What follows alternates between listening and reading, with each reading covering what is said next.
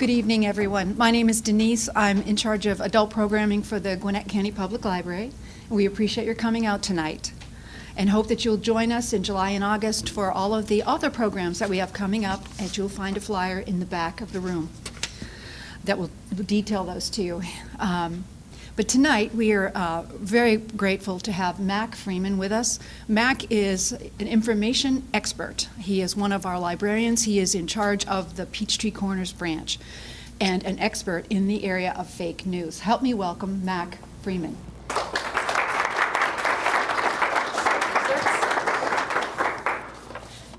All right, good evening, everyone.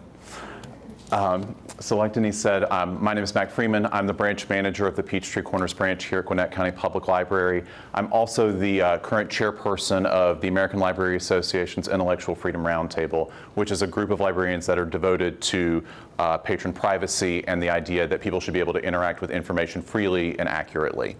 And so tonight we're going to talk about fake news and how you disseminate truth in a digital age. And so the first thing that I want to talk about is exactly what are we talking about when we talk about what fake news is. And so fake news are pieces of information that are disseminated for the purpose of making money through clicks and views. So unlike how fake news or how other types of misinformation may have been presented in the past, fake news is very much a product of the digital age and the way that people make money off of information in the digital age. And it can be used to mislead, although that is not always the purpose behind it. The primary purpose of it is to make money. It can easily go viral with no fact checking, with the ease that things can be shared out on social media and with the ease that things can be shared from person to person through a variety of networks. Fake news can spread like a wildfire before anybody can do any fact checking to find out whether things are true or false. And even if it gets disproven, the digital record is still available. Once you put something out on the internet, it really never goes away. And so the damage is already done. And so it's related to hoaxes and satire, but it's a new spin given this new age of media dissemination. But fake news, more than anything else, isn't new. This concept that there's misinformation out there that spreads easily and influences the way that people think and the way they interact with the world is something that is hundreds of years old and something that we've been dealing with since mass information has been part of the human experience. And so we've had complaints about, fake news and media bias and all of these sorts of things for decades and hundreds of years. Tabloids have been around forever. Some of the first newspapers that ever hit, were things that we would consider more tabloid style in nature. And this idea that people can put out fake information or biased information and present it as real to people is something that has been around since the very earliest stages of the internet. So one of the most common examples that's often used when teaching information literacy to people is the website martinlutherking.org, which is a website about Martin Luther King Jr. that was put together by the group Stormfront, which is a white nationalist society. And so anybody can register a domain name. Anybody can put information out there and can have a name attached to something, but just because they do that doesn't mean that it's real or that it's actual credible information that people can use to make decisions for themselves. And I think that, if you're anything like me and you pay attention to the news, and if you're somebody who's interested in a program like this, you probably are, you can kind of have a little bit of fake news fatigue at this point. We've been dealing with this concept and it's been in the cultural zeitgeist and really been in our faces for about the last 3 years now. And it comes up consistently again and again and again and again. And so it can be hard to really think about why it matters. Why does it matter that we fight fake news at all? And I think that it matters for 4 main reasons. And I think that the biggest and the loftiest goal of all of these, and the one that I think that we should be the most concerned with, is that everybody has the right to accurate information so that they can make the best decisions for themselves and what they believe in. If you don't have accurate and credible information, the decisions you're making and the conclusions that you're coming to aren't necessarily those that you're going to want to see. And so the idea that there's less credible information out there can make that harder. My second and fourth points are kind of the flip sides of the same coin. The fact that fake news can be dangerous and that real news can be advantageous. So fake news can be dangerous in that fake news is often part of the overall media response to any breaking story that's out there. So in the event of a disaster or a tragedy, there may be fake news or misinformation out there about the best way to evacuate from a storm path, or the way or where an active shooter is, or something like that. And that sort of misinformation might garner a lot of attention and thus a lot of revenue for that company, but it's not making anybody make good, informed decisions about what can help them in their life. On the flip side, though, real news can be advantageous. If you know what's going on in the world, especially in the world of economics or trade or things like that, that can be something that can be potentially very lucrative for somebody. And so knowing what is actually happening and what's really going on in the world is something that can be very useful. And the last thing is that fake news can damage your credibility. Not just on those that write fake news. Their goal by and large is not to be credible in the first place. But it can damage our personal credibility. And in this age where we often don't know the people that we are working with, or where we move to new places, and where our reputation lives forever online, our credibility is something that is very valuable. And it's something that can be very hard to repair with time. And so as you share out information that, somebody's like, oh, that's not true, oh, that's an old article, something like that, it's not that your credibility goes away all in one fell swoop and that nobody ever believes you again. But it can become a little bit like The Boy That Cried Wolf, where people stop believing you over time as these instances occur again and again and again. There's a wonderful book about kind of how long stuff lives on the internet that we've actually got in the collection here that I would highly recommend reading. It's by a guy named John Ronson, who's a British journalist, and it's called So You've Been Publicly Shamed. And it's all about people whose missteps on social media have blown up into this viral thing where everybody's suddenly commenting about them. And what does your life look like 3 months after that? When the virality's not gone, but suddenly when anybody Googles your name, that's what's attached to you. And so the fact that everything lives forever and that nothing truly goes away, and how hard it can be to maintain a reputation, is a very important part of why it's important to battle fake news wherever we find it. There's another reason why fake news is kind of around more often, and it's because, in my view, traditional media doesn't work. You've probably read or seen all these stories about how the traditional media outlets don't work. I think that this really all kind of started to where we are today in 1987, so that would be 31 years ago, and that's when the Federal Communications Commission, the FCC, abolished what was then known as the Fairness Doctrine. And what the Fairness Doctrine basically stated was that if you were a broadcast network in this country, you had to devote part of your airtime to a discussion of controversial topics. And that during your discussion period, you had to present both sides of, or at least multiple sides of an issue, because oftentimes the false dichotomy of just two sides isn't true. And so you didn't have to give them equal time, but you did have to present more than one point of view. But that has gone away. And in the last 30 years, we've seen a polarization in the parties in this country, where there's a lot less divergence of thought within the main political parties in the United States. And so most people inside a party tend to believe all in one direction, and so there's less of a conversation. And so it can pull apart into two separate teams that don't feel like they have much in common with each other.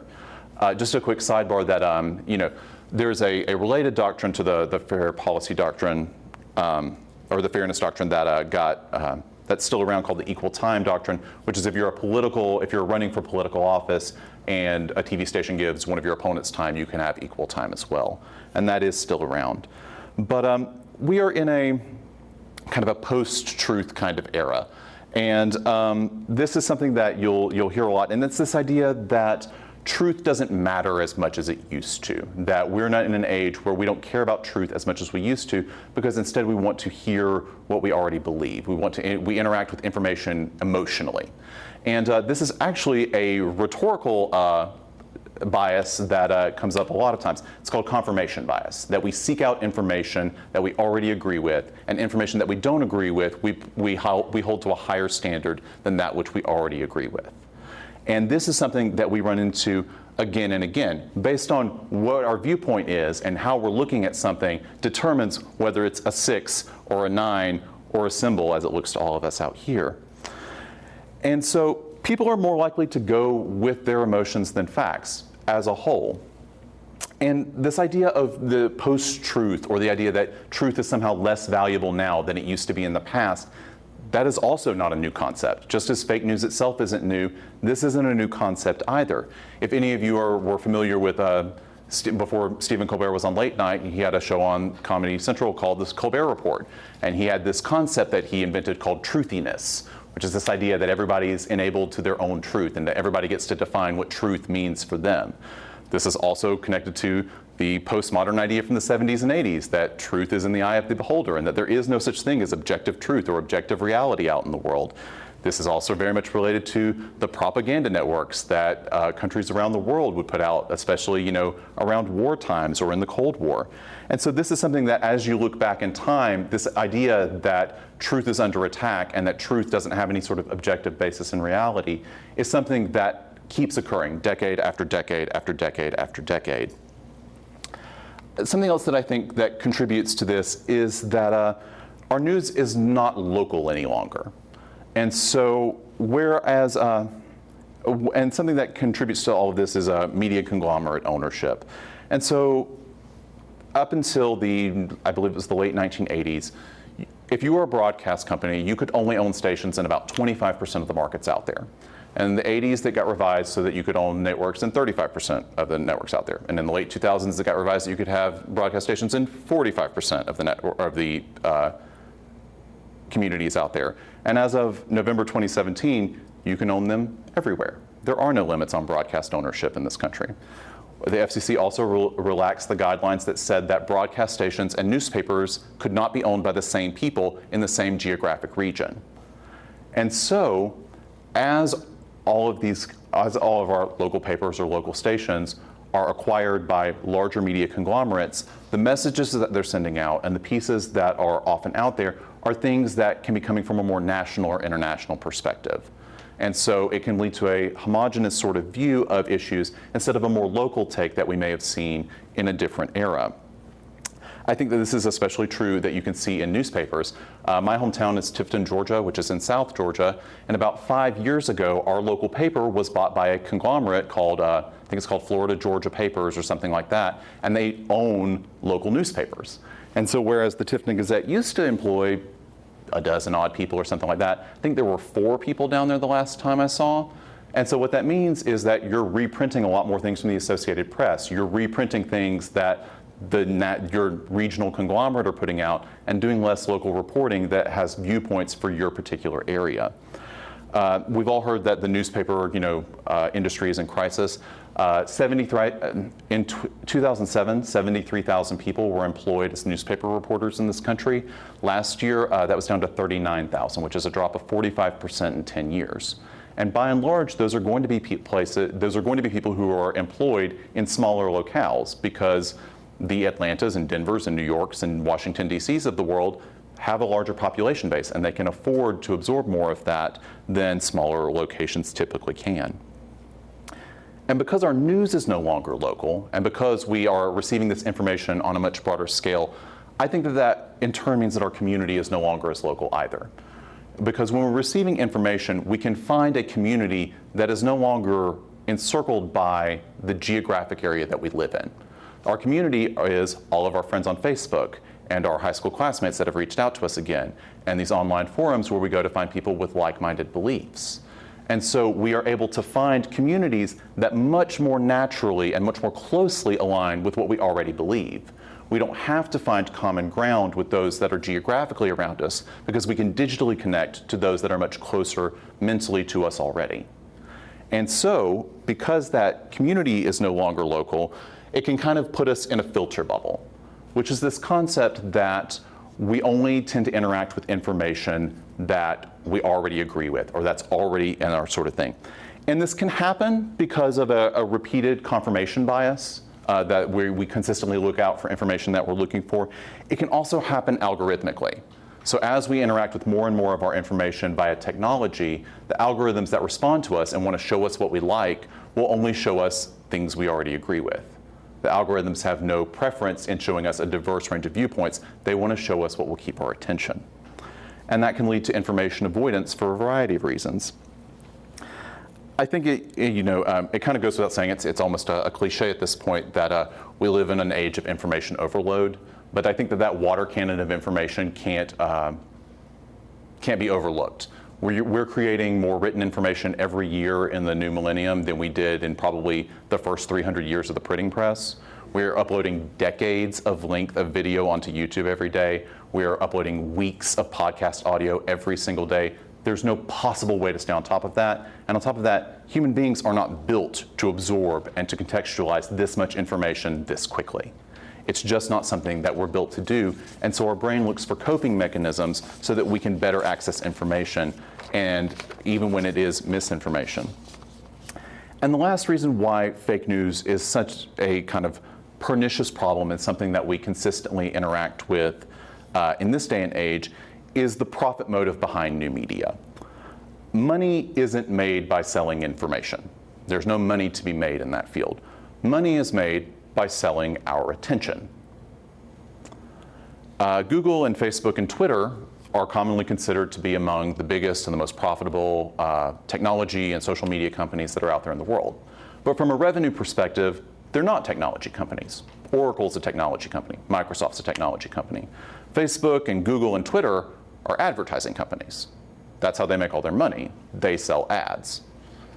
They may have smaller sublines of their business, but the main thing that they're selling is your attention to advertisers. And so whatever will keep your attention, no matter whether it's good or bad, no matter whether it's good information or bad information or any kind, the goal is just to attract your attention. And they're willing to share that money with partners that will gather your attention with whatever content they put out there, however is most useful for them to achieve. And that's a lot. That's a lot of different reasons why that fake news is kind of such a huge problem out there. But it does break down into two broad categories. The first is misinformation. And misinformation is simply information that is false. It's information that's wrong. You put the wrong date on something, somebody misidentified somebody in a photo or something like that. Those are technically instances of fake news. What they said was fake, it was wrong. When my dog asks to go outside and we go outside and we walk around and nothing happens and we walk back inside, I call her a fake news puppy. And it's because she's providing me misinformation. The other side of that, though, is disinformation. And that's information that's false, but that is also intended to deceive. And so that's where propaganda fits in. That's where your alternative facts, or where people who put out things that they know are not true live. And that's where the true danger of fake news lies. My dog isn't asking to go outside to intentionally deceive me. It's just that I didn't understand that she wanted to sniff and not actually do anything. So there are a lot of common pitfalls out there that can make us fall into fake news when we might not otherwise do so. And the first is that even if we try to read broadly and we try to expose ourselves to as much information as possible, it's harder to read broadly than you think. And it kind of goes back to that media consolidation that we were talking about before. If you want a diverse set of opinions, that's really noble, and that can be a really good way to make sure that you are engaging with a lot of different information and that you're being information literate. However, in the early 2000s, 50 companies controlled about 90% of the broadcast media in this country. Last year, 5 companies controlled 90% of the broadcast media in this country. And that's probably going to get to an even bigger percentage, because the Justice Department just approved the acquisition of AOL Time Warner, of AT&T to acquire AOL Time Warner. And there's currently a bidding war going on between Comcast and Disney to buy Fox. So, and Comcast bought NBC from GE a few years ago. So these are things that are going to keep going on and on. When in the media and development space, you can say that like a company like Netflix is the small underdog. That truly is a kind of look at the scale of what most people are kind of going into. And so, but the thing is, most of us don't get our information from thousands of sources. We're not trying to read broadly. Most of us, when we see a diverse set of sources, we're getting them from social media. We're getting them from people that we know. And that has all of the problems of not being vetted and being easy to share and all of that. Another common pitfall that leads to us not being able to interpret information is that numbers, and particularly statistics, lie all the time. We think that they are, because they are data-driven and they're numbers and they seem very technical, and as somebody with an English and a theater degree, numbers seem very technical, that they can be, that they're more accurate. But the scale of large numbers, between a million and a billion and a trillion, it can be hard to keep all of that kind of in your head as to what the scale of all of those is and what that truly equates to in the real world. And this can become especially troublesome when we're dealing with money. Because when it comes to fake news, a lot of clickbait headlines or misinformation and whatnot can deal with money. This is the biggest deficit that we've ever had. We've saved the most money ever on X project. Can you believe so-and-so is being paid X? The problem is when they're comparing it, they're almost certainly comparing it to the past, and they're almost never comparing it using inflation-adjusted dollars. So in just gross, number of dollars made, a good example of this is in just the number of gross dollars made, the movie Avatar, 2009 James Cameron sci-fi picture, is the highest grossing picture of all time. It made $2.7 billion in 2009. The movie Gone with the Wind does not crack the top 50 list. If you convert all of the movies ever, though, into 2016 dollars, Avatar becomes second at $3.2 billion, and Gone with the Wind is number one at $3.6 billion. But because it came out almost 100 years ago at this point, what a dollar could buy was a lot more. It's like things never get cheaper. That's kind of, one of those maxims of life. And so, but it's not just, inflation just in dollars. Oftentimes, people will throw out data from scientific studies without any sort of context. They won't talk about sample sizes in health studies or things like that. And so it can be really easy to see numbers, think that it's giving us the full story, but it's leaving out needed context. We also think that we're going to recognize bad information when we see it. As people who interact with the news and information all the time, we think of ourselves, and I certainly think of myself, as a savvy consumer. But the thing is, bad information and those that are out there in the business of disinformation have no interest in being badly produced. Their whole business is keeping your attention and having a flashy website.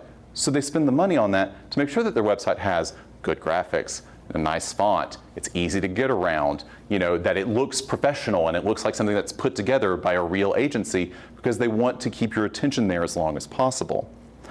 And they're going to provide a lot of photos and videos. And photos and videos are really easy to manipulate. For a quick plug at the library, if you want to go to one of our learning labs at the Five Forks or Lilburn or Hamilton Mill or Centerville locations, you can access Final Cut Pro and Photoshop and Illustrator and everything you would need to start your own fake news website here at the library. We hope that you'll do different things with it, but if that's why you're here tonight, then you can kind of go there. And this is getting easier all the time. Things can start to be edited algorithmically to make them do what they want. There's a group of artificial intelligence scientists out of, I don't remember where they're out of, and I'm not going to give you a fake news source for that, but it was on the BBC's website, which is basically, they fed 14 hours of film of President Barack Obama speaking into their algorithm, and then they could make him say whatever they wanted to. They had measured how his mouth moves enough, and they had enough clips of him saying all these words, they could put it all together. They had like a 15-second clip of him talking about some sort of news of the day, and they're like, doesn't that sound like Obama? Well, it's not him. We just typed that up for our machine to say. And 14 hours is not a lot of tape of someone talking. That's actually really, really low. For any public figure, they've talked 14 hours by breakfast most days. So that sort of stuff is getting easier to manipulate all the time. And so while we think that video or photos are often the proof that we're looking for in the information that we're seeing, they're often the things that can mislead us the most. There's also a good amount of information that can be garnered from social media, from public figures that are on social media and things like that. And so we can think that we can know where they are because of their geolocations or their timestamps or things like that. But those are also really easy to manipulate. Your geolocation you can change on your phone with an app, or you can just turn off location services and tell it where you are. And so you can be anywhere in the world you want to be. And your timestamp actually doesn't mean the same thing to every company. So for Twitter, it's whatever you set it to be. You get to set it in their settings. For Facebook, it's your computer time. And for Google and Instagram, it's Pacific time. And Facebook and Instagram are the same company, but it's not the same between their different services. And so what the time means and when something was posted and when it all fits into the greater timeline, if you're not aware of how all this stuff fits together, it can be very confusing, and it can be something that's out there. Another big sign of fake news is anything that screams at you in the headline. So, this person hugs the lion and you'll never believe what happened next, or anything that appeals to your vanity. Can you solve this riddle? Because 90% of people have no idea what the answer is. Anything that doesn't provide you a good context for what's going to be in the article is what's called a clickbait headline. And the whole idea is that it wants you to get you to click on it. Anything that screams in all caps or asks a question by and large, these are things that will most likely lead to websites where the information isn't as solid. And that's because the advertising revenue model for online media is such that it wants you to click on things. Clicks are valuable, but more than anything, it wants to show you things. And it sells those what are called impressions by the 1,000. And so if they can at least put that ad in front of 1,000 people or show it to somebody 1,000 times, that has value for that website. And so if you've ever been like going through an article where it's like 50 pictures of mansions of celebrities or something like that, and you don't understand why all these pictures aren't on one page, but instead you have to click through a slideshow and it reloads a new page every single time, that's why. I want the ads to reload every single time. And so another kind of warning sign you can look out for is, does the logo match the URL? You can put a picture of a logo up for anybody and you can just say whatever it is. One of the most pernicious of these that we saw in the last general election was there was a website called abcnews.com.co. And the .co top-level domain belongs to the country of Colombia. And they registered it in Colombia, but you don't have to live in Colombia, and they certainly didn't. And so they had the ABC News logo on their front page, and a lot of their stuff got shared really easily. And it was one of the fake news sources that spread the most because it looks like a real source. It looks like abcnews.com, which has been around in this country for almost 75 years. And so because we trust, not the website itself, like ABC, but so we want to make sure that what we're looking at is what we're really meaning to look at. You can also look at the frequency of how often a website is posting and what the average article length is. A good standard for news articles on the web is that you want them to be between 300 and 600 words if it's short, and then longer from there. If something's shorter than that, it's probably just being spun for revenue. So whatever content is there may not be as valuable as something else. Also, if somebody's posting very, very frequently, their goal may be just to show up at the top of people's timelines or social media streams or something like that. And so they're not producing content that may be as valuable. Even a full newsroom is not going to be able to post something every 5 minutes all day long. And the last thing is, do the links bounce you around once you're on the website? So like when you get to the bottom of the page and it's like, oh, click here to hear the next thing that this person did, does it bounce you to an entirely different website? And from there to a completely different website? Is it opening pop-ups in the background or things like that? All of those are signs that you're on a website where the goal is not to provide information, the goal is to generate revenue. And so, I think there are a couple of ways that we can start to take the fake out of our news and to be more mindful news consumers and to up our information literacy. And the first is to determine the source of where our news is coming from. And that has two sides to it. You want to determine who your news person is or who's your writer, something like that, and where they got their information. And so who your news source is can be important because the barriers to journalism have gotten much, much lower. So you still do have places like the NBC Nightly News, which has an entire corporate, backing behind it and can send people all over the world. But then you can have, news or video sources like this woman on the top right, who's clearly in front of a green screen. A green screen costs a couple $100, and the software for it a couple $100 more, and you can get access to that really easily. And then, you've got people who have professional video equipment, and then down on the far left side of the screen, you have those that have turned their iPhones into video cameras and into microphones. And so anybody can become a reporter. Anybody can push themselves off as a member of the press, depending on what they're doing. There are websites out there and news agencies out there where basically if you sign up to be part of their collective of people who will gather the news, they will send you press passes. there's a website that I was aware of, and I'm not 100% sure if it's still around, but it's called examiner.com. It's entirely freelance based. And so if you just write them and say, hey, I'm going to cover education in Orange County, they'll send you a press pass. I'm like, yeah, you can totally say you're part of our network. No background check or anything. So, and you can push yourself off as the reporter for this agency. But even after you know who's writing your news or who's delivering it to you, you also need to know where they're getting their information from, who said it, and what that person's relationship is to the story. And by and large, documentary evidence is going to be better than people. People have agendas, people lie, people have their own, people want to spin the truth or different things like that. So if people are talking about events, if somebody's talking about a speech, it's much better to see the text of the speech than somebody talking about the speech. It's much better to see video or pictures of an event, keeping in mind that they could be manipulated themselves, than hearing somebody talk about it. And if you want to go back to your history courses from high school or college, we're looking for primary sources instead of those secondary and tertiary sources. The next thing is that many people define their own expertise. So if you see an expert talking about something, they're probably the person that got to decide that they were an expert. My favorite example of this is on the History Channel. I was watching something, maybe like weirdest things about the Disney parks you didn't know. And there were a couple people on there, and they were like, little Chiron said, I'm a Disney expert.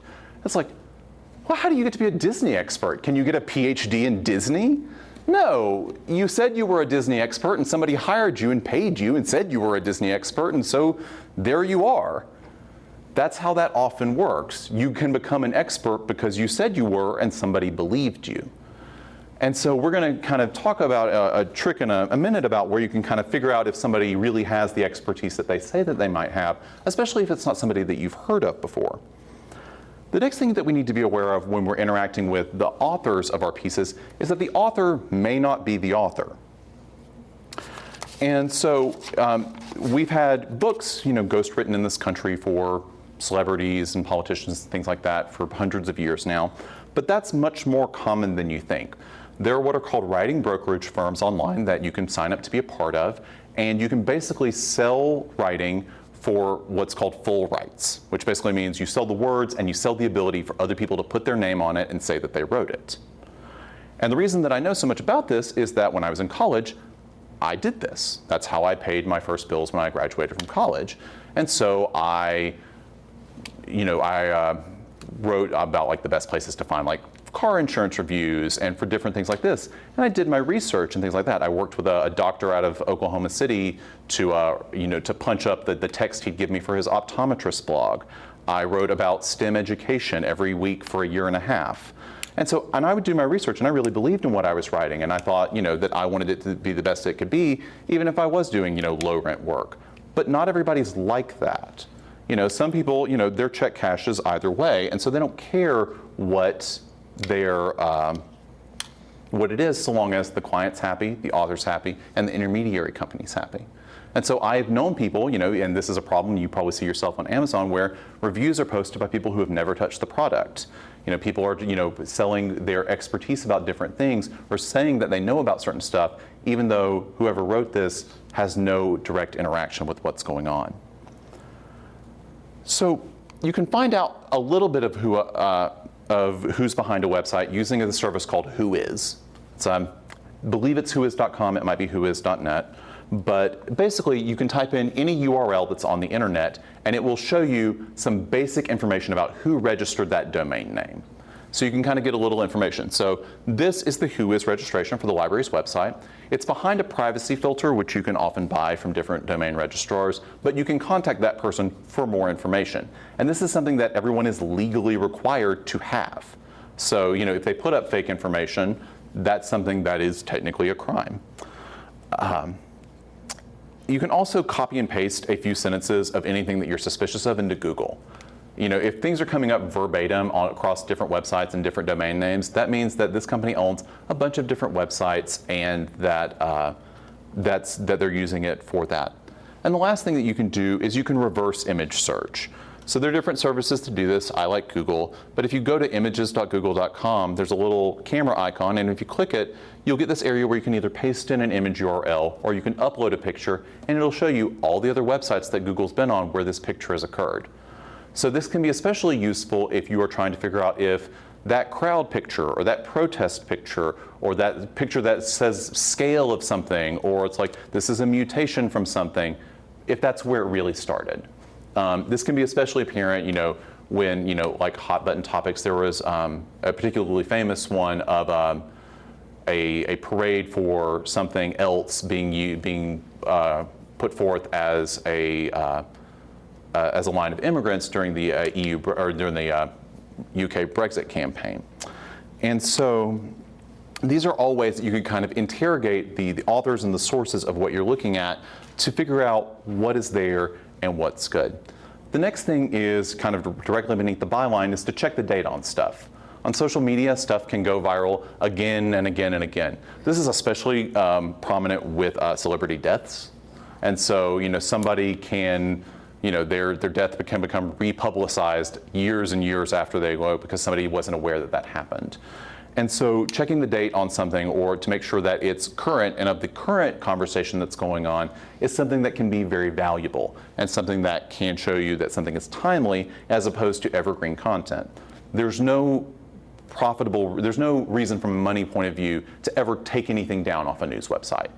Until the servers get so overloaded and you don't want to expand any more capacity, at some point somebody might click on it, and at that point the ads will come up and that will raise some money. So there are also a variety of fact checkers out there that you can use. Snopes, PolitiFact, Hoaxslayer. These are all ones that are either track down internet rumors and provide their perspective on them. Hoaxslayer is especially for email things. This V is a company called Veritas, which is an app you can download which does that same image reverse searching that I was talking about. And all of these, certainly have their people that back them up. And so, you want to look into them, make sure that, they are people who are still doing quality work and all of that. But the one of these that I really wanted to talk about was LinkedIn, which is not usually thought of as a fact-checking website. And the way that you can use LinkedIn as a fact-checking website, and if you're not familiar, LinkedIn is basically it's a place to put your resume online and connect with other people in a business or professional environment. And the way you can use LinkedIn as a fact-checking website is as part of that conversation about what makes you an expert that we were having before. And so if you find somebody on LinkedIn, and anybody who's trying to push themselves off as an expert is going to certainly have this because it's free and it's a really common way to find people and connect with others. It's a way that you can see it's like, oh, you're pushing yourself off as an expert on health, but you really work in the marketing industry or something like that. You don't have the credentials that one would typically see of somebody offering legal advice or something like that. And so that's a way that you can use what people have actually put out in the world about themselves to interrogate their projected expertise on any number of topics. So the next thing is, with social media authenticity, I really like this picture up in the top right because I don't have a Twitter account. I took it down about 15 months ago. And, but I found this wonderful website called prankmenot.com where I was able to create that tweet, which looks really good, in about 20 seconds. And you can put in any name. It doesn't have to be my name. It could be any political figure you like. You could upload their picture. You could put whatever. I got to put the date and time I wanted on it. I think that the date and time, actually says about the time we started this program. So you all saw me up here. I wasn't tweeting at the time. And so you can make all of this, and that looks just like the tweets that you would embed on a website. It looks just like the pictures that you take of them to provide source material for what you're doing. And they have this for Twitter, and they have this for Instagram, and for Facebook as well. So you can pretend that you are anybody out there. And isn't that a funny prank that you can pull on your friends when you said that they said this thing that they didn't say? And that's all well and good until somebody starts impersonating with a lot of ease any public figure that's out there or any institution that's out there. When a lot of our decisions in the world and a lot of the debate that happens around important topics in this world happen on social media, the fact that it can so easily be replicated and so easily be fabricated is something of concern. And this is just one website. If you Google, fake Facebook posts, you'll get dozens of results, and you can use any of them. They're all equally as good or bad. Take your pick. You want to look, but when you are interacting with social media, if you're on the direct site, you do want to look for the blue check boxes next to somebody's name. Oftentimes you can list your username as whatever you want it to be, or your display name as whatever you want it to be, and your username can be something else. And so the direct, important person will probably have a blue check mark next to their name. Blue with a white check has kind of become the international symbol of verified across different companies. You also want to check the name on the account.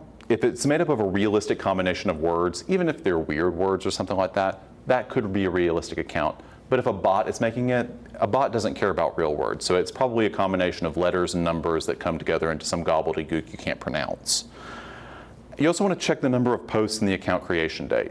If something has posted thousands of times in the last 3 weeks, it's probably a bot.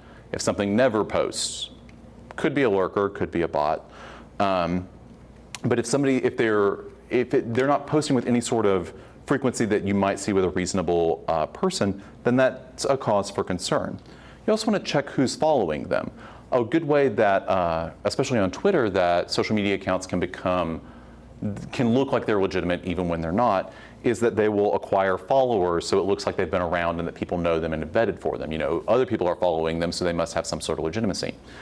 You can buy about 1,000 Twitter followers for about $50. Now, they're not like useful followers, they're all bots, they don't do anything, but if you want that number to be bigger next to your name, you can acquire a big number for not a lot of money. And you can do it really quickly. They can usually turn that around in about 24 hours. And so, and while Twitter tries to crack down on these things, no system's perfect. And so you can also check their images for accuracy and their profile picture. I think that the biggest part, though, of all of this fake news and when you're going out there is that you don't want to be part of the problem. If you're going to share something out, think about it. Don't do it with your gut. And if you're going to share information, link your sources. Talk about where you're going. Give titles and authors and dates.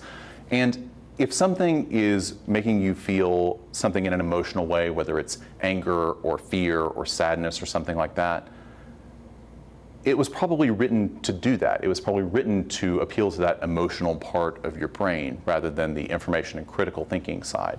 And so if something seems especially primed to do that work, then that is a sign that information and information literacy is not the biggest goal of whoever's doing this writing. It can be really hard to find unbiased sources to use for what you're talking about. One that I particularly like as far as just straight data goes about especially things that are happening in the United States is the Congressional Research Service, also called the CRS.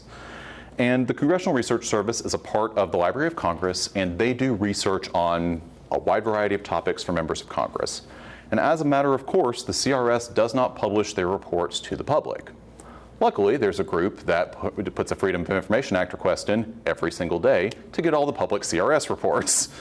And so you can go to everycrsreport.com to search for the topics around any topic that you might care to see. And so they have it, across everything. I checked it this morning, and they have the ones from today already up there. And so that can be, really useful for finding about information about things that are going on, especially in the political environment. But when it comes to other sources, even those that we might be taught in schools are better sources of information, they may still have their problems when it comes to fake news. Academics are, and the .edu web addresses are often things that we're told to trust a bit more. But academics are people, and they have their points of view, and they have their biases, and oftentimes they have funders of their research and different things like that that are influencing what they're publishing and what they're putting out there. So knowing where somebody is an important part of considering them. The same thing goes for think tanks and talk radio and podcasts and television panels. Everybody's there for a reason. Everybody's got something that they're trying to get out of it. And there's almost never something where the whole goal is just to impart information in its purest form. The last thing that I wanted to say is that nonpartisan doesn't mean unbiased. A lot of people will tout their nonpartisan bona fides, but that doesn't necessarily mean that they don't have a point of view. They do. All that nonpartisan means is they're not directly aligned with a major political party in this country. So you can be a nonpartisan union-promoting group, and while you're not technically aligned with the Democratic Party, I bet a lot of your interests are co-aligned. Same with groups that are against raising taxes. They're probably not associated with the Republican Party, but I bet they have a lot of common interests.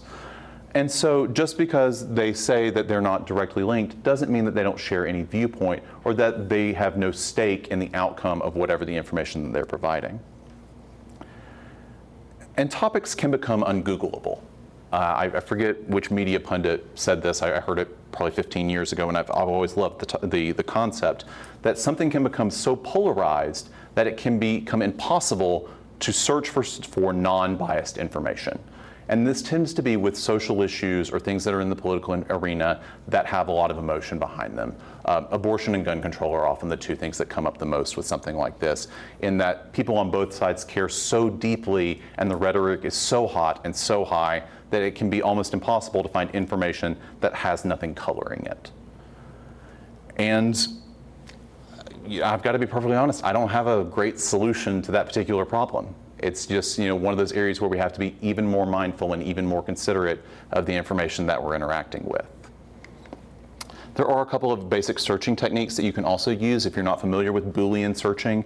It's this idea of using words like and, or not in your searching to make what you want go. So if you use the word and between two search terms, and this works on Google and Bing, it will only show you websites that include both of your words, and you can keep using it, violence and television and series and 1990s. And if you use the word or, it'll include all the websites that include at least one of your words. And the word not will throw things out of your search. So like sports not professional would only show like amateur sports or non-professional sports. Another thing that you can use that's especially useful when searching databases like the ones that you have access to through the library is what's called a wildcard. And that's where you can drop off the end of a word and put an asterisk, and it'll search for all spellings of that word. And so, and that can be useful when you are looking for if you're searching for things about the library, you would do LIBRAR star, and it would search for library and libraries, which has a different spelling depending on if you pluralize it. It can be useful if you're looking for Catholic or Catholicism. It'll include both things. It'll just include as many letters that might come after this and still form complete words. So if you want everything that's around a topic and you don't have to keep searching for different permutations of the same word, that can be a useful way to get that information. So I think that the biggest thing, though, that I can say is that we have to be kind of like Mad-Eye Moody from the Harry Potter series, and that when it comes to fake news and informational literacy, constant vigilance is kind of the watchword. There is no great solution. It's not a problem that's going away because it's not a problem that's new. It's just something that we have to be good information consumers and constantly reassess ourselves, check what we're doing, and be more mindful about what we're sharing and the information environment that we want to live in. And so, with that, thank you for letting me speak to you this evening. And does anyone have any questions?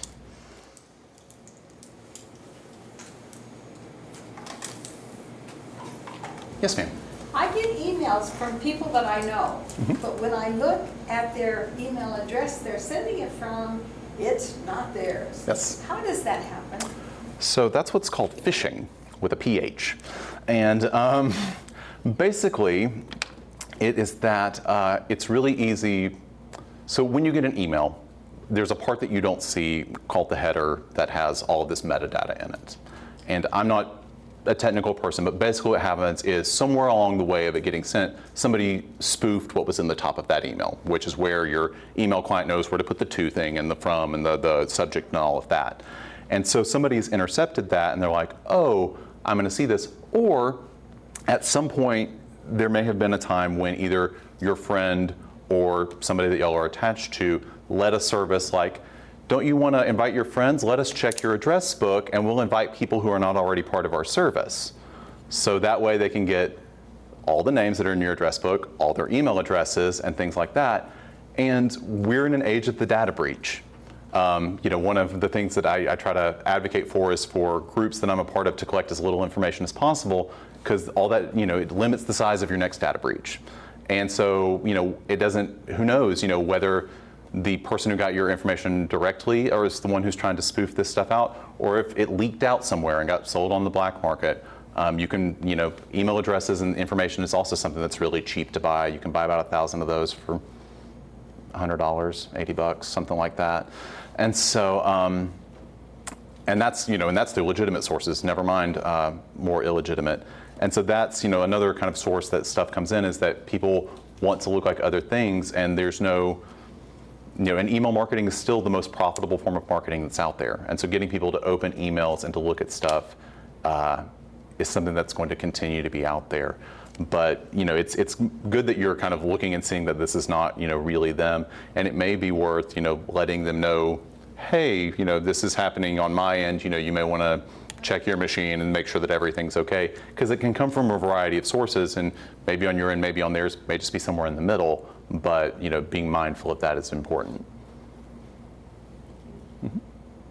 Yes, sir. You mentioned researching someone or checking someone out. LinkedIn.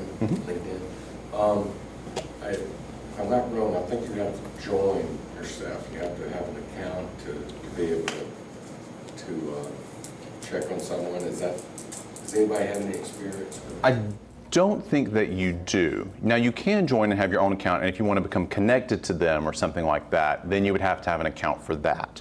But as far as loading like the basics of their profile page, you should be able to see at least like the top level results, the things that they're talking about really front up. And if they're when you try to go a little bit farther, then it's going to ask you in there. To get you to join. And if you ever want to join something just for a minute to check on something, you can use what I call like dumping emails. So basically, there are different websites. Mailinator is the one I use, but they're basically services where you can get an email address for 24 hours, and it'll give you a fake email address you can use to sign up for stuff, but it doesn't have any of your information attached to it. And at 24 hours, it's going to nuke everything that's in there. And so if you want to sign up for something to get in and see, somebody's information, or you just want to get this one thing and you don't want to provide them all your real information, you can use these sort of throwaway things so that you don't have to attach everything that you do to what you're putting out there. So, yeah. Another question about LinkedIn. If you research someone, do they get an indication that you have looked at them? Or all that they get is that they get an email once a week that says you've showed up in so many searches this week. So like it. A number. Yeah, they get a number, and so it's like, and if it's a business searching for them, they get a little picture of the business. But for individuals, there is nothing like that. So, I got my email. It's like, you've been in 17 searches this week, and I was like, so you were searching for about Austin State alum? I don't know what was going on, but okay. So, yes. Where does spam email come from, and is there a way to stop it? There's no way to stop it, but it comes from. The reason that spam email still exists is that it's still profitable to send.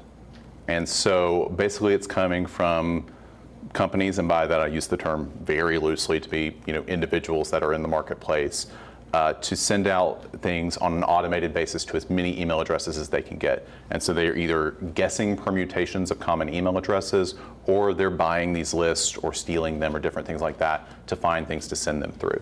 And because when you block spam, it often blocks it at the domain level, which means all the stuff that comes after the @ But registering a new domain takes about 4 minutes and costs about $10, and then you can be back up and running.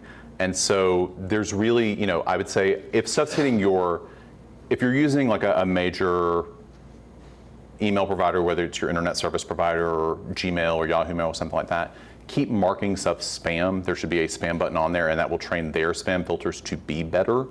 But that's, just kind of part of it out there. We've had spam email from basically the time we've had email. Yes? Is there a danger to clicking on unsubscribe? So Is that validating that it was a real email address? So it depends on the spam. So if it's a real company and you just feel like you're saying like Home Depot's emailing you 6 times a day and you just can't take it anymore and you don't need that many refrigerators, then you can, those unsubscribe links are real. So that's part of what's called the Federal Can Spam Act. And when real companies email you, they are required to have a physical address on that email towards the bottom and a clear unsubscribe link, basically an unsubscribe link that says unsubscribe somewhere in the email. And when you send that in, they have to take you off their list within like a week or 2. If it's a true spam bot, in the idea of the Nigerian prince that needs your help kind of system, they probably don't care. But it should be pretty clear. If you can Google it and it's like, oh, it's a real company, it's coming from their real domain name and things like that, then that's probably just somebody who's being a little aggressive in their marketing. If somebody's being truly spamful though, and it's something that seems really off, just mark it spam and call it a day. And if you can't tell the difference, go ahead and mark it spam, and then the marketers there will learn to provide better targeted messages because they'll get a report that they've been marked spam. Yes. Who is responsible for coining the term fake news? I don't know. It's been around in some permutations. This latest flare-up is not the first time that it's ever been used. So it's kind of been used in the same context to a lesser extent. I know at least going back to the early 90s, but I actually don't know who came up with the term fake news. Yes? It seems like we're on a slippery slope from the standpoint of, you mentioned objective truth and how what's true for you is not true for me and so forth, and how this has come to be. But it seems like we're on a very slippery slope with the mass of information that is just getting more and more every day. And yet in our education system, history is being pushed to the back burner and almost off the page, replaced by social studies and so forth. And so the history to a third grader today is history, maybe Martin Luther King forward, instead of the founding fathers and the Constitution. And the more we get inundated with all this stuff, and we forget that we've got a document that's been around over 240 years that serves us pretty well, and yet many kids today have no clue what's in it, or what their rights are regarding it, or what their responsibilities are regarding it. I mean, that seems like we need to kind of correct the ship to some degree, because history does play a really important part. I mean, you can look at all the things that have been tried for the last 250 years and failed, and now they're coming back up in 2018 is, oh, well, this sounds like a great idea, why don't we do this? That's what history is for, is to be able to look back and see the things that have been tried and proven wrong so that we don't make that mistake today. And yet today, we see the current generation thinking that some of these things are, oh, let's do this. This looks like a really good idea. Well, no, it's not a good idea because it's been failed every time it's been tried in every country in the world. And so that makes it a bad idea. So I don't know what we can do to correct the ship, but from my viewpoint, it definitely needs to be corrected, because kids today, even though they've got availability of thousands of times the information that I had when I was a kid, that doesn't mean it's good. And that doesn't mean that there's not some compass and some markers in history that even kids today need to be aware of and to set their compass on to develop a worldview and to learn how to identify truth and what's real. Well, I think that part of that is that this whole sort of information literacy that we've been talking about today is something that the education system is kind of seeing more and more important. And I know that especially on the collegiate level, this idea that people have to be trained how to interact with information so that they can adequately judge it, whether it's real or not, or where they can put it into their system. It's not something that we innately have. So even though people who have grown up with all of this technology, and it's hard to believe, that people, the kids born in 2000 are 18 this year, and they're going to graduate from high school. And so, but if you're never taught information literacy and how to interact with information, that's something, a skill you won't have. And so I do know that I have colleagues, a good friend of mine is one of the instructional librarians at Brenau University, and she actually inspired part of what I spoke about today, because she teaches information literacy as part of the basic research skills that they do. That interacting with information and knowing what you're reading and knowing what you're talking about and knowing the baseline for a lot of the things like you were talking about, the historical context that much of this exists in, is definitely part of it. An example she has, and I cannot remember the name of the two websites that really speaks to this, is she found two websites, one providing fake news with a much more liberal bent and one providing fake news with a much more conservative bent, and they're the same company. They own both. They do both. Because the goal isn't to provide information, the goal isn't even to further any cause, the goal is to make money. And so, but I mean, if there is, because there is so much out there that kind of needs to be covered and needs to be understood, it's also part of that idea that learning has to go on lifelong, and that there is no stopping any particular moment of what is, that you've reached the point where you're like, everything that there is to know and you can shut down. There's always new context to learn. There's always more information to kind of be gleaned. And as a librarian, I mean, I'm clearly like a lifelong learner and a huge promoter of that. But I think that it's something that we as a society, that it can be easy to lose sight of because it can seem so daunting. But I mean, also if there are things that you believe in or that you want to be involved with or change, get involved on the local or state level, and go to board meetings, go to county commission meetings or city meetings and things like that, because that's the way as a citizen to have your voice heard, and that's the way that change happens by the people who are in the room. And so if nobody shows up to be in the room, then those choices will get made without us. Yes. You talked about how there's just this flood of information, we're drinking from the fire hose and everything, and also the importance of being, careful and making sure you're trying to get the whole picture, looking at many different sources. How do you go about, when I take in news, I'm getting all this stuff from my social media and everything like that, and then I try to make sure that I'm looking at multiple viewpoints, even internationally, but it's overwhelming. So what advice do you have in that regard? My biggest thing is that for me, because I don't have unlimited time to get every side to every story, is that I just know, for me, what I find the bent to a certain source to be. And so when I read it and I take it in, I recognize that that's the leaning of that. So, as far as like the kind of up to the minute, political blog kind of thing, I really like the editor's wire on Talking Points Memo. Talking Points Memo is left-leaning, and I know that. John Marshall's pretty liberal. He's the editor there. So when he posts stuff, that's the grain of salt I take it with. And if something seems especially fishy, then I'll jump over to Breitbart or FoxNews.com or somewhere that has a more ostensibly conservative bent and see what is being said over there. Oftentimes they will mirror each other. They're often saying the same things. It's only when it comes to commentary and opinion pieces that these really diverge. I was reading that a study of like what news sources are trusted by people of different political leanings and different things like that. And the only two that are trusted by people from very liberal, medium, conservative, and very conservative are The Economist and the Wall Street Journal. Every other news source that they studied, which was like 50 of the biggest ones and probably all the ones that you'd name, there's somebody on that list that is more likely to distrust that source than to trust it. And it breaks down, kind of exactly like you'd think. I'm sorry, and the BBC. Everybody liked the BBC. So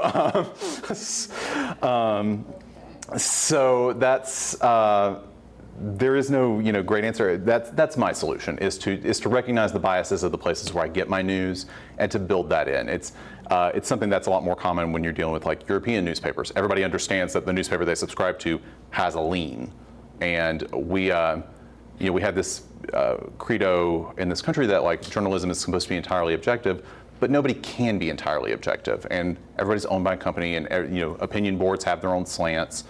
And so just kind of recognizing that there is going to be some sort of slant in your news, I think is part of, defending yourself against it. I just wanted to speak to that point. What I often do is I will use my congressperson as a resource. If I have a question about a proposed bill, law, or whatever, he will usually give me a link so that I can go in and read it myself. And then, and there are like, if you just want straight information, like something that I especially like to track, like how legislation is moving through Congress. There's a site called Megavote where you can put in your email address and say what congressional district you're in, and it'll email you once a week about all the different things your senators and congressperson have voted on, what the bills were and how they voted. So you can get that delivered to your inbox, and that can be your way of kind of staying up on not only how your representatives are representing you, but also what they're talking about, because some of this stuff passes and it's like, I thought that I was a media junkie, but I never heard of this. So it kind of helps keep you in the loop about what's going on. do you believe that the rise of the 24-hour cable news networks, the availability of political information and such online is contributing to the fracturing of our society, a greater divide between people? I think that it gives us the bubbles that we can exist in without to talk past each other and to only talk to people who agree with what we already believe in. I think that that's probably the biggest danger about it. But I also think that we are too fast to say that we walked entirely in lockstep in past years as well. You know, I mean, we've had contentious political times in this country forever. You know, it was like we started as a country and then promptly had a whiskey rebellion. So, you know, I think that that's something that's there. But I mean, when it comes to news websites, 24/7 news channels and things like that, yeah, I mean, you need content. And so it just seems that everybody is being constantly inundated with this, and we just can't avoid it or escape it. And it's having, I believe, it's having a detrimental effect on our society, and it's kind of one of these deals where the toothpaste is out of the tube and we can't put it back in. Right. So you know, I think back to the you know, the 1970s and the 80s, when basically you had 3 major news networks, and that's where people were getting their news, and they were supplementing it with newspapers and so forth. But now, like I said, with the rise of 24-hour cable and just this widespread media saturation, it seems that things are more hyper-partisan. People are unwilling to debate in a civil manner. People are becoming more hostile. And I think that all of this is playing into that. I think it's having an effect on us. You had said earlier about fake news that it dated back to the 90s, the term. I had never heard the term fake news until I think 2 or 3 years ago. I had never, you know, come across that term, and all of a sudden it just seemed to appear, and so. There was an fMRI study that was done that basically said that people who are politically engaged, when they listen to political statements, the part of their brain that does critical analysis and thinking doesn't light up. We respond entirely with the emotional parts of our brain.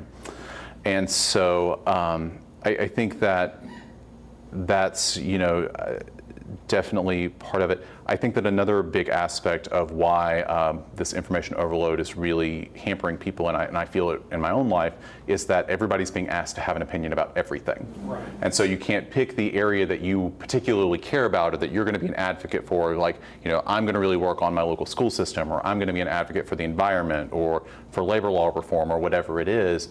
We all can become, and are expected to be, experts on everything at all times. And that's exhausting. But as soon as you find, you know, somebody whose opinion you agree with or something, it can feel a lot like you're a part of a tribe, and people defend their tribes. You know, I think it's part of that, you know, dissolution of community that I was talking about, is when we find these new communities that we want to be a part of, we want to defend that against all attacks, because it can, you know, we're in a world of 8 billion people, and it's so easy to feel alone. And so, you know, these news or belief systems that we put ourselves into can have a really major effect on how we feel. And I don't think that it's, you know, and this is my complete, you know, personal experience sort of thing, but I've had numerous friends whose therapists have told them, hey, until you get on more stable footing, you need to stop watching the news. Yeah, absolutely. You know, and that's becoming more and more of a suggestion that's kind of happening more commonplace than something. And so, and kind of building on that point, I mean, we hear news stories every day, but how many of them truly affect your day-to-day living in a practical way? You know, not many. Well, and I think there's a lot of value in reading your local paper. If you don't read the Gwinnett Daily Post, I highly recommend it. You know, you can get, you know, there's information about the area that we live in. Read the AJC beyond the first page, you know, see what's going on around here. While there are certainly, you know, other sources that I might go to for national or international news, you're very right.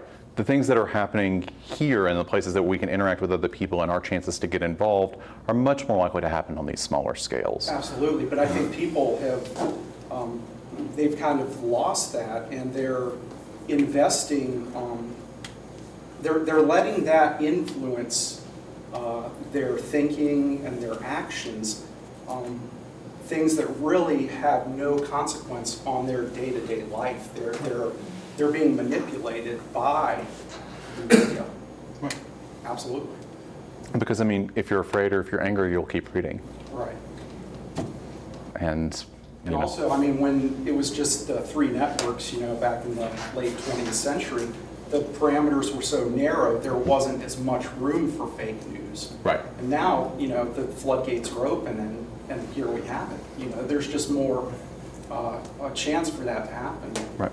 And I think that another kind of aspect of, you know, this, where we are, and is that we're also expecting our public figures to be on a lot more often. If there's a 24/7 news cycle, then they're constantly under scrutiny at all times. There is no really time away from the public eye.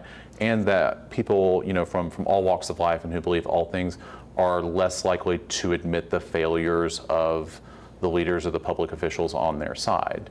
They want to sweep that stuff under the rug because that weakens their tribe, or, you know, it loses points in the broader battle, or whatever their way of thinking is. And so, you know, I think that the fact that we all have to become, you know, more willing to fess up to when we're wrong, and to recognize that things are complicated, and just because we didn't mess up today doesn't mean that we're never going to mess up, and to have a little bit of grace about it. I'm going to come back to it. If you didn't write it down, I really do highly recommend John Ronson's So You've Been Publicly Shamed, because I think it really does give a great perspective on this idea of we're very easy to snap to decisions. We're very easy to polarize, or to believe something and to really put something forward. And we forget that whoever's on the other side of that screen, wherever they are a real person with real emotions. You know, and so, like, we've had people, you know, die because of video games. And I forget where out in the Midwest it was, but there's somebody called in a threat, or called in a 911 call to an area because they found somebody's address that they were playing in a video game online, and a SWAT team burst into their house, and in the ensuing altercation, that person died because of a video game, because of somebody online. People will find their opponents online in what's called doxing, which is where they'll reveal their personal information, their phone calls, and their physical addresses, so that people can go find them and harass them. This is especially common, you know, in those that offend certain online communities for whatever viewpoints that they might have. You know, I've forgotten the name of the Baltimore paper, but, you know, if you've been following the news this afternoon, there was a shooting at a Baltimore paper earlier today with the Capitol. Yeah. Yeah, and so, you know, with right before I started, I checked and they said they had 5 confirmed dead, probably another 3 injured. And so, I mean, it is an era when information is violent and information is being weaponized, and who knows why this happened, if it was related to anything in the current discourse, whether it was just somebody who was very, very sick and didn't get the help that they needed. But I think that we have to realize that all of this information that's out there and all of this fake news, and as much as, you know, it can seem like an emotional battle, it's also a very real physical issue that's out there, and it's something that is honestly affecting people's day-to-day lives and their health and their safety. I do have a handout at the back of the room that kind of has some tips for, you know, kind of assessing, you know, kind of fake news. It's a one-pager. It's put together by the International Federation of Library Associations, and it's probably the best and most succinct way I've seen of kind of gut checking whether something's fake news or not. But I wanted to thank you all so much for coming out tonight, and I wish you safe travels back home.